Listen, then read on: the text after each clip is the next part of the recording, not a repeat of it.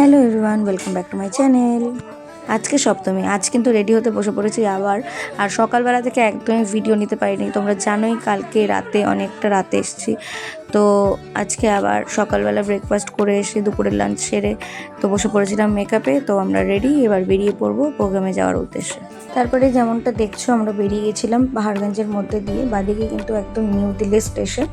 তো তারপরে রোড থেকে যেতে যেতে হঠাৎই দেখলাম যে বাদিকে অক্ষরধাম, এই প্যান্ডেলটাই কিন্তু আমাদের কল্যাণীর A9 স্কোয়ারে হয়েছিল, যেটা তোমরা গত বছর দেখেছিলে।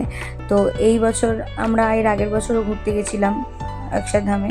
তো এই বছর আবার রাস্তা থেকে যাওয়ার সময় আবার দেখলাম অক্ষরধামটা। যারা গেছো তারা তো নিশ্চয়ই জানো যে ভেতরটা এত সুন্দর, আর যারা যাওনি তাদের বলবো অবশ্যই একবার হলেও দিল্লিতে ঘুরে এসো, প্রত্যেকটা জায়গা ভীষণ সুন্দর।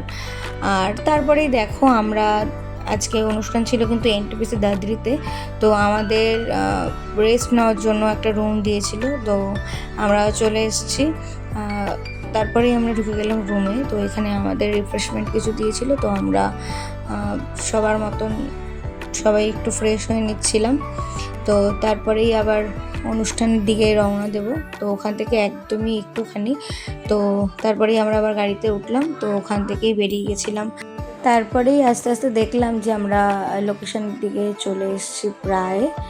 তো এটা হচ্ছে এনটিপিসি দাদরির অনুষ্ঠান। তো দেখো এত সুন্দর ওদের, মানে কি বলবো আর কি, আমার খুব ভালো লেগেছে ওদের অ্যারেঞ্জমেন্ট সব এত সুন্দর। আর দিল্লিতেও এত সুন্দরভাবে দুর্গাপুজো হয়, তুমি ধরতেই পারবে না, তুমি ভাববে যে এটা কলকাতা। এত সুন্দর ওদের অ্যারেঞ্জমেন্ট থাকে সব কিছু, আর এত ভালো লাগে, মানে ধারণা করতে পারবে না।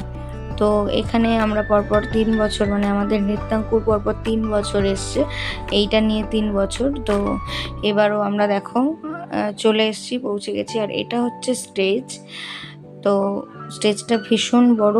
আর এখানে দেখো ব্যানারের মধ্যে আমাদের নৃত্যাঙ্কুরের ছবি দেওয়া, আর এটা সব থেকে একটা বড় পাওয়া কিন্তু, যাই বলো তাই বলো। তো এই দেখো অডিয়েন্স কিন্তু ছিল প্রচুর, আর স্টেজটা ভীষণ বড়। তো আমরা গ্রিন রুমের প্রিপারেশন নিচ্ছিলাম যে অনুষ্ঠানটা কখন শুরু হবে, তার জন্য সব ড্রেস গুছিয়ে নিচ্ছিলাম। তো তারপরেই অনুষ্ঠান শুরু হয়েছে। আগেই বলেছি যেটুকু পারবো সেটুকু ক্লিপিং তোমাদের সামনে তুলে ধরবো আমি। আর তারপরেই আমাদের অনুষ্ঠান শেষ হয়ে গেল, আর আমরা এখানে একটু ফটো তুলছিলাম।